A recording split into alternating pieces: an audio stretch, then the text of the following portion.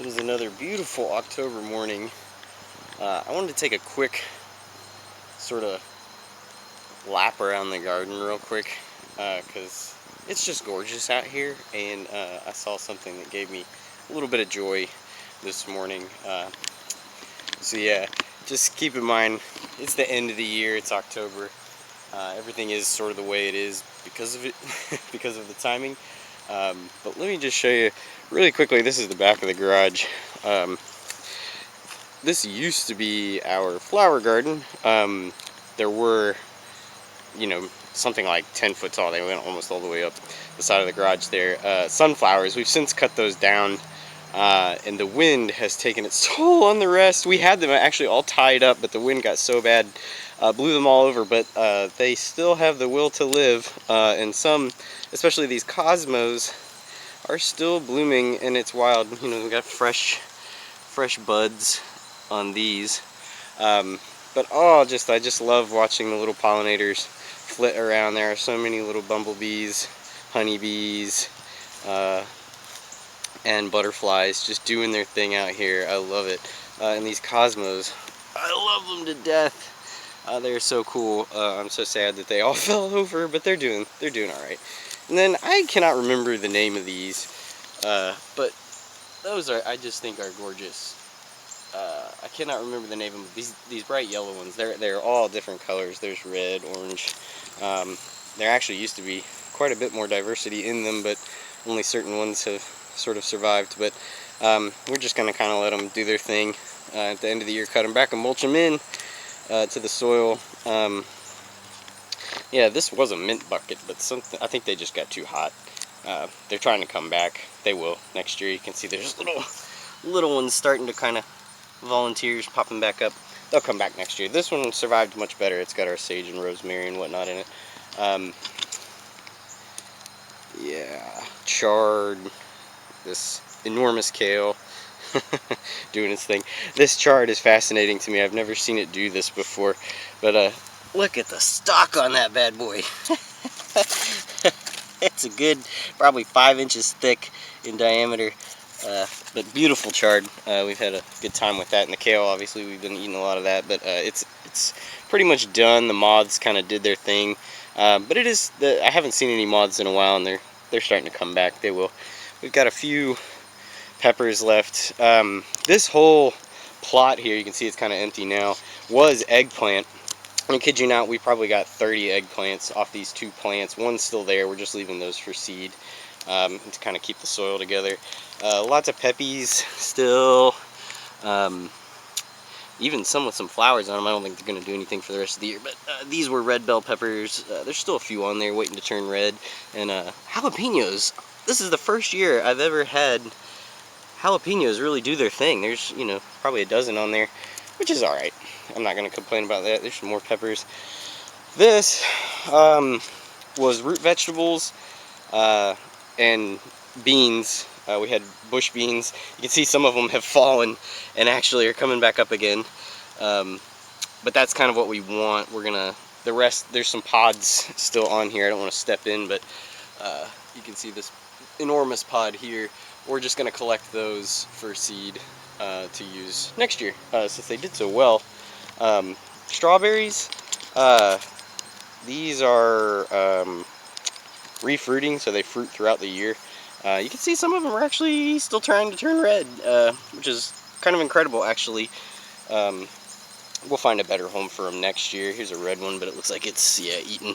Darn squirrels. That is rhubarb. We will transplant that somewhere else next year to let it, because it'll keep coming back every year. It's perennial. That is lemon balm. The bees love that. They're all over it. This is actually arugula. Our arugula is really thriving right now. We actually planted that just a couple weeks ago. They do better in the spring and fall, so we're gonna enjoy that pretty soon here. But yeah, I thought I'd just take you a quick tour. Sorry, you're probably in the sun. But that's why the garden's there, because first thing in the morning the sun comes through there. But yeah, so that's that. Today the project is to finish sanding the chairs. I've done one already. It is done. I'm gonna finish up this last one. The table is also already done. But don't forget your sanding, guys. Don't neglect your sanding. You can see just on the edge here. I'll show you afterwards when it's done. But you know, my little saw is not great. But you want to take those edges off, especially in the front where your legs are going to be. Make that nice and smooth. And then of course the jigsaw doesn't do a great, I mean mine doesn't do a great job here, but I'll even all that out, make it all look, you know, much nicer. So sanding is super important. Do not neglect it. You've got these edges down here too to kind of make it a little nicer. But that's the goal. Alright, I'm going to get to work. I will see you all on the other side. Alright, sanding is complete. You can see much nicer, right? Much nicer. Smoother edges, round off everything, nice and tight.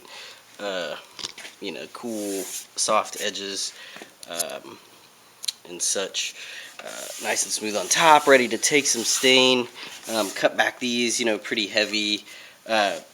Most important, you know, when you're picking this cheap lumber for these kinds of things is they'll often have a stamp, an ink stamp on it. Whew, I probably went through a whole sheet of sandpaper just to get the stamp off. But yeah, so now it's time to stain. I have the table ready to go. I'm going to start with the table. It should be a little easier. I'm just going to start from the top, work my way down. Got my stain brushes and paper towels. With stain, you got to towel off, you know, the extra and stuff. Might do 2 coats. We don't know. We'll see how it goes. I'm going to start with this though. All right. So the chair is done. Or excuse me, the stool at least has its top coat on. There's some parts I might throw another coat onto. Let's take a look. I think that looks pretty great. It's a little darker than I would have picked. I usually go with this, I think they call it gun stock. I like that a lot. Yeah, the same for the Lee board here. I think that's pretty neat. But I think this looks just fine. Pretty great. So we'll get a coat of polyurethane. I gotta flip it over and stain the rest of it underneath. But for the most part, I think that looks pretty good. Doesn't it? Doesn't it look good? Yeah, I think so too. Alright, chairs are next. Sorry, my music's a little loud, but have fun, enjoy. Little hillbilly secret: save cardboard boxes, throw them down, and you don't have to worry about getting your nice, you know, floor messed up. You can see this is an older one. It's been going for a while now. Fun fact about this, not the dog. Fun fact about this house is that I know exactly when this barn was built. Yeah, stand right there, dog. Oh, okay, never mind. 3/4/69. 1969 was when this was built by the previous owner. I never actually got to meet the previous owner. The house was built in '57. My neighborhood, there's an old GM plant. And pretty much every house in this entire town, the entire town was built up around this particular plant. There's a creek that runs through my backyard, and that creek was essentially a cooling creek and water source for the plant. The plant is now just an empty warehouse, so I think all the folks here, but the owner of this house originally worked at that plant, which was pretty neat. Did not build the house, but built this garage many years later.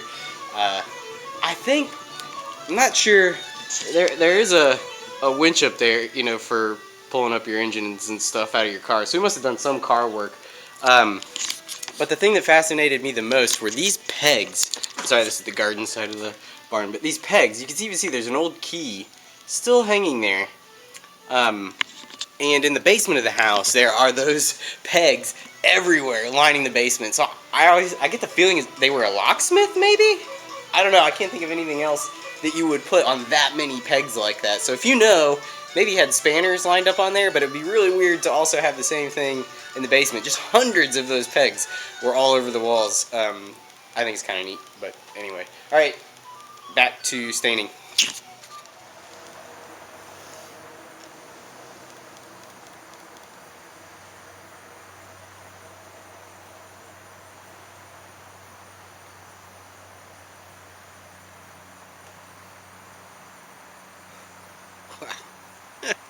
Oh man. So I know I had a video a minute ago about this awakened elder.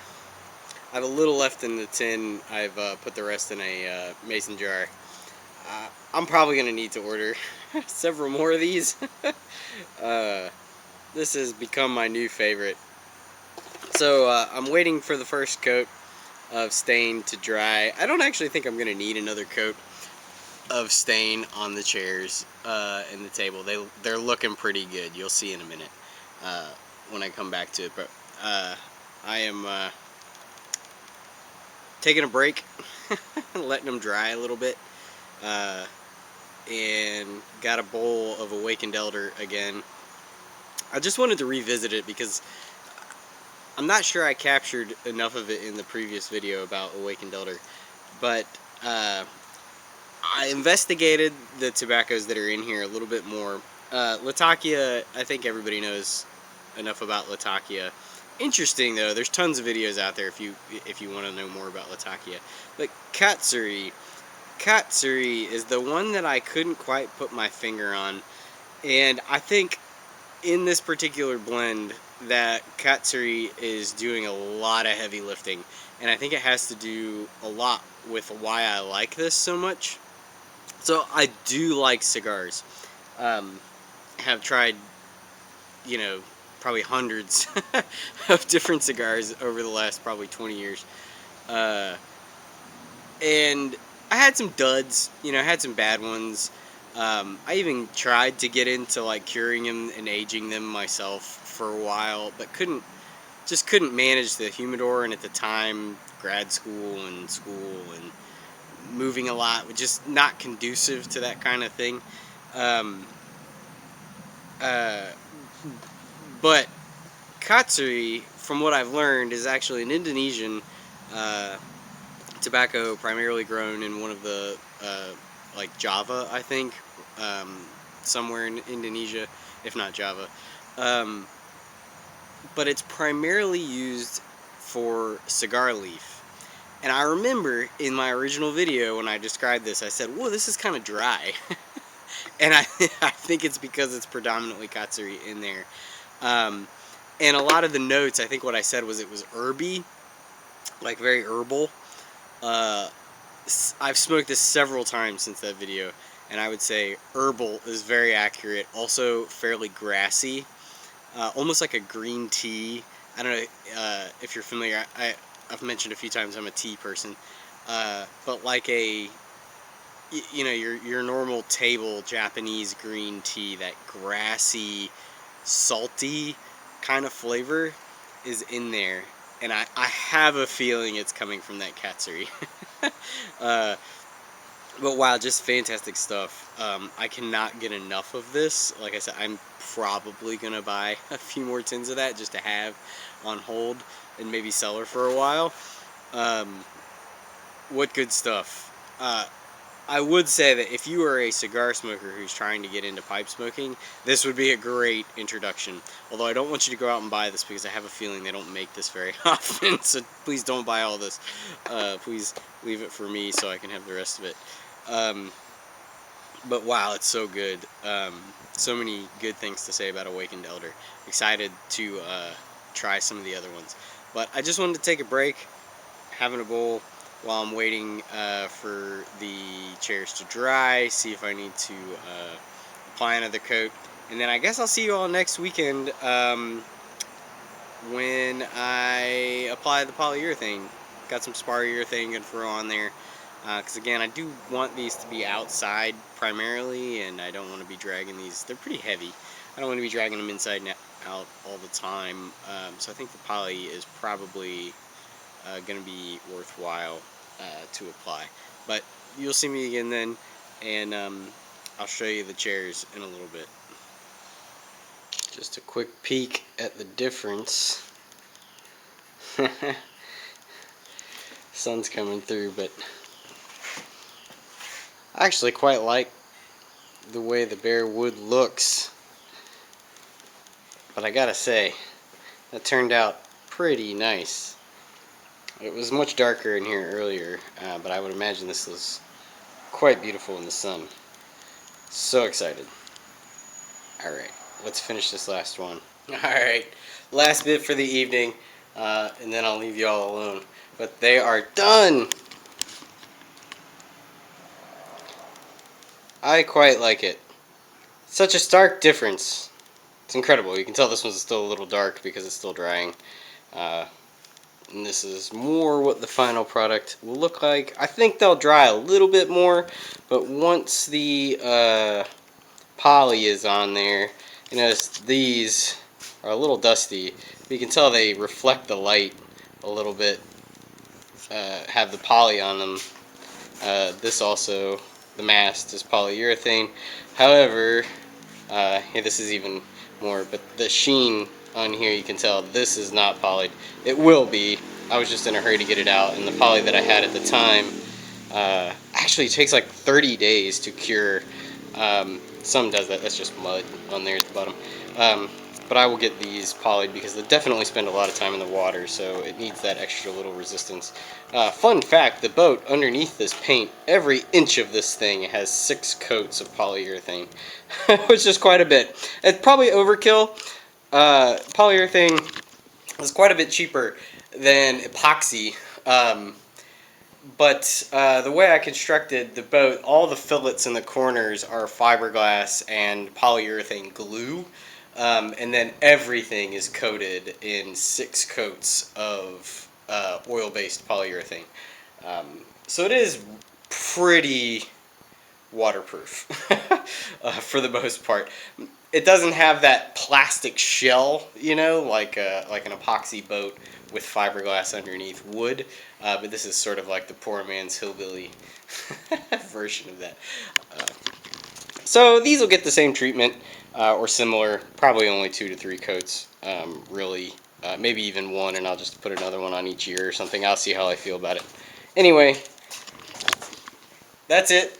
See y'all next time.